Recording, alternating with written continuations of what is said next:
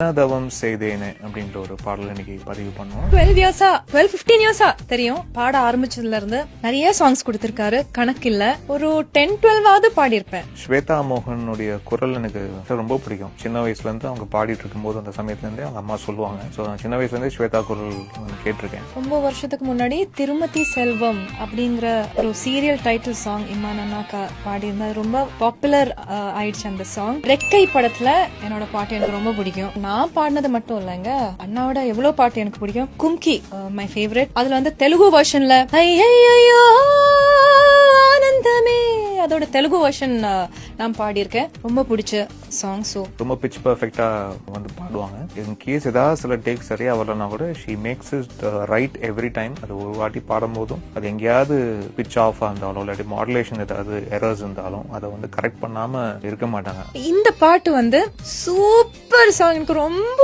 பிடிச்சிருக்கு. கேட்ட உடனே அப்படியே இந்த மெலடிக்கு மெலடி, பெப்பிக்கு பெப்பி எல்லாமே இருக்கு இந்த சாங்ல. I love this song. ரொம்ப பிடிச்சிருக்கு இந்த பாட்டு. ஃபைனல் ஆயிட்டு ஸ்கிரீன்ல அந்த பிக்சரைசேஷனோட பாக்குறதுக்கு வெயிட் பண்றேன்.